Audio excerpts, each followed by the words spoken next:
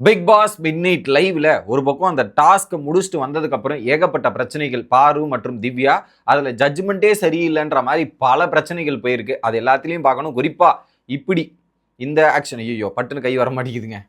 இந்த ஆக்ஷன் இது இது ஒரு பெரிய பிரச்சனையா மாறிடுச்சு அப்படின்றது தான் நம்மளால பார்க்க முடிஞ்சுச்சு. இதுல யார் என்னென்ன பண்ணாங்க அப்படின்றத கொஞ்சம் டீட்டெயிலாக பார்த்துருவோம். சேனலுக்கு புதுசாக இருந்தீங்கன்னா சப்ஸ்கிரைப் பண்ணிடுங்க. வீடியோ பார்க்குற அனைவருமே மறக்காமல் லைக்கும் ஐப்பும் பண்ணிடுங்க.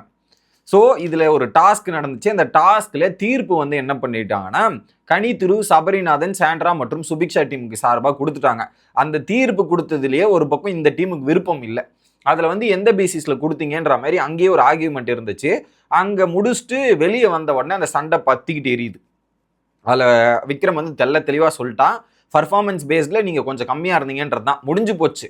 அதில் உடனே என்ன பண்ணிட்டாங்க, பார்வதி என்ன சொல்லிட்டாங்க, டீமோட கோஆர்டினேஷன் சரியில்லை, டீமோட இன்வால்மெண்ட் சரியில்லை அப்படின்ற ஒரு பாயிண்ட்டை வைக்கிறாங்க. ஸோ பார்வதி டீமில் எந்த 4 பேர் இருக்காங்க? ஸோ வினோத், கமர்தீன், திவ்யா மற்றும் பார்வதி. ஸோ இதில் ஆல்ரெடி 7.5 அப்படின்ற ஒரு பிரச்சனை வந்துச்சு. இப்போ இந்த இஷ்யூ ஆகுது. 7.5 பிரச்சனையா?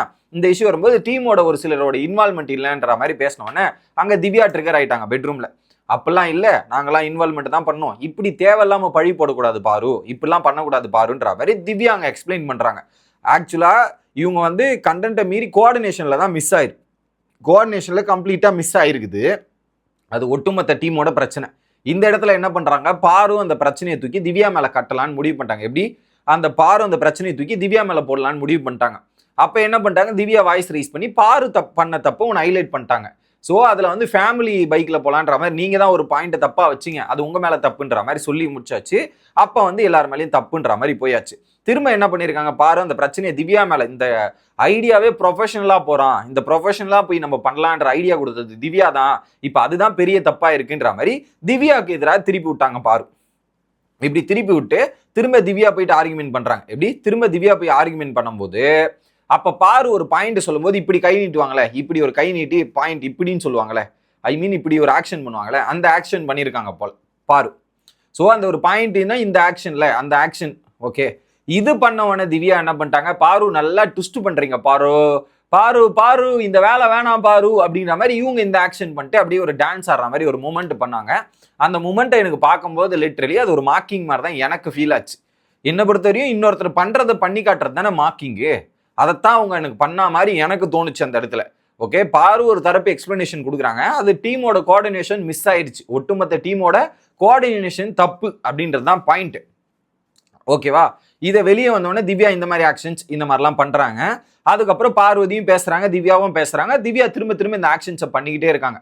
ஒரு பாயிண்ட்ல வந்து திவ்யா வந்து இந்த ஆக்ஷனை பண்ணிக்கிட்டே பார்வதி வெறுப்பேற்றது, ட்விஸ்ட் பண்ண விட்டிய பாரு, நீ என்ன மாதிரி ஆள் தெரியுமா, இந்த மாதிரி ஆள் தெரியுமான்ற மாதிரி ட்விஸ்ட் பண்ண விட்டிய அப்படிங்கிற மாதிரி பாருவை திவ்யா பேசுறாங்க.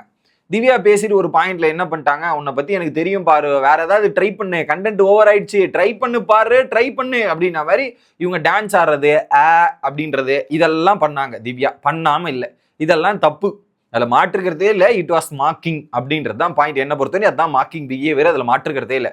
ஸோ இதுல என்ன பண்ணிட்டாங்க, பார்வதி பழைய பாரு இருக்காங்கல்ல, இப்ப வரண்டி பழைய பாருவான்ற மாதிரி பார்வதி திரும்ப ரிட்டர்ன் வந்து பழைய பாருவா மாறுறாங்க.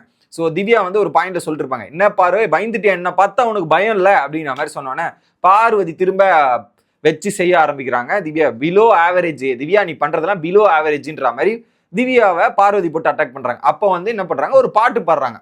யாரு? திவ்யா. குள்ளநெறி தான் அப்படின்ற மாதிரி ஒரு பாட்டு பாடுறாங்க.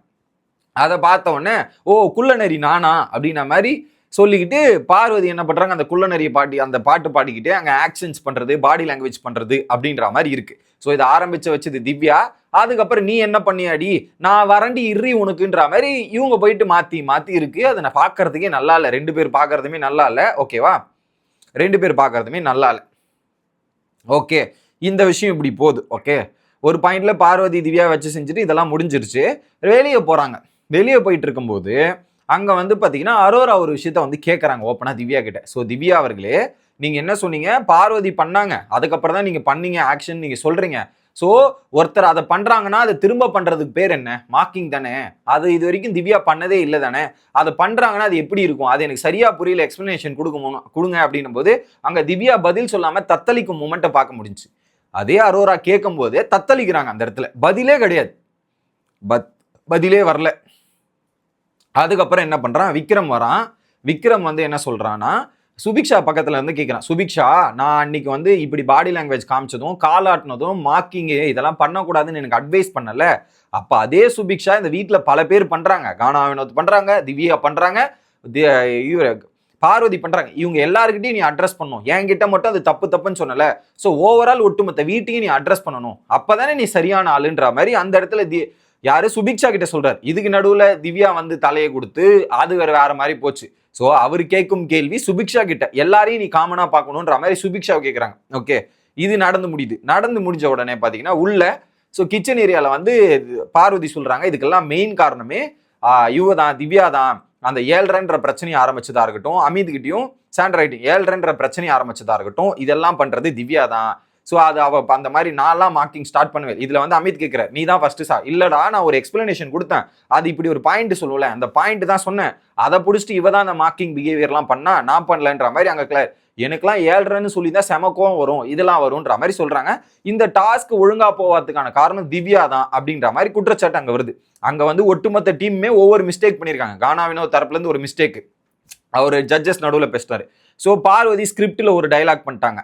இன்னொரு பக்கம் திவ்யா ஸ்டார்டிங்லேயே தப்பு பண்ணிட்டாங்கன்னு திவ்யா ஒரு பக்கம், கமருதினோ ட்ரெஸ்ஸிங்ல ஒரு, ஆக மொத்தத்தில் 4 அந்த டீம்ல இருக்கிற 4 பேருமே ஒவ்வொரு தப்பு பண்ணியிருக்கிறாங்க. அப்போ பிளேம் வந்து ஒருத்தர் மேல எடுக்க முடியாது, ஒட்டுமொத்த டீம் தான் அந்த பிளேம் எடுத்துக்கணும். இதுதானே லாஜிக்கு. இது இங்க டிஸ்கஷன் ஆகுது. அப்போ வந்து சாண்ட்ரா சொல்றாங்க, பார்வதி வந்து திவ்யா மேல பிளேமை போட ட்ரை பண்றாங்க, திவ்யா பார்வதி மேல போடுறாங்க. அப்போ வந்து என்ன சொல்றாங்கன்னா, இவங்க சாண்ட்ரா வந்து சொல்றாங்க, இப்ப பாத்தியா அரோரா வந்து திவ்யா கூட இருக்கிற மாதிரி இருக்கு, யாராவது ஒரு சப்போர்ட் இருந்துகிட்டே இருக்கணும் போல, அப்பதான் திவ்யாவில பேச முடியும் போல, இதெல்லாம் பண்ண முடியும்ன்ற மாதிரி சொல்லிக்கிட்டு அங்க டிஸ்கஷன் போகுது.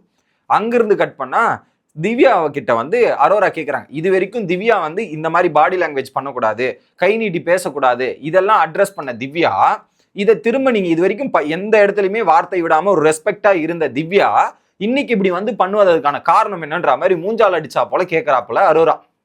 இது வரைக்கும் பண்ணது இல்லைல்ல, ஏன் நீங்க பண்ணீங்க, அது பார்க்கும்போது ஒருத்தர் பண்ற விஷயத்த பண்றது தானே மார்க்கிங்கு, அதுக்கு பேர் என்ன அப்படின்றது கேட்கறாங்க. ஒரு பாயிண்ட்ல திவ்யா வெளியே கார்டன் ஏரியால என்ன சொல்லியிருப்பாங்கன்னா, மார்க்கிங்னா என்னவே தெரியாதான். ஆமா, பச்சை புள்ளிக்கு மார்க்கிங்னா என்ன தெரியாது. திவ்யா நீங்களே பண்ணிருக்கீங்க, வந்த வாரமே பார்வதி ஆடுற டான்ஸ் நீங்களே ஆடி காமிச்சிக்கல, அதுதான் மார்க்கிங். உங்களுக்கு வாரமே மார்க்கிங் என்னன்னு தெரியும், மார்க்கிங்லாம் தெரியாம இருக்காது. உடனே மார்க்கிங் தெரியல யாராவது சொல்லி கொடுங்கன்ற மாதிரி உருட்டு கூடாது, அது ரொம்ப தப்பு. பண்ணது தப்பு, இதுல வந்து எனக்கு மார்க்கிங்கே தெரியாது, ஜஸ்டிபிகேஷன் வேற. ஸோ இங்க அரோரா இந்த கேள்வி கேட்டு ஒரு ரெஸ்பெக்ட் இருந்தது, இது இருந்தது, நீங்களே சொல்லிட்டு அதை நீங்க பண்ணா தப்பா இருக்கும்ன்ற மாதிரி அரோராவோட பாயிண்ட் சிம்பிள்.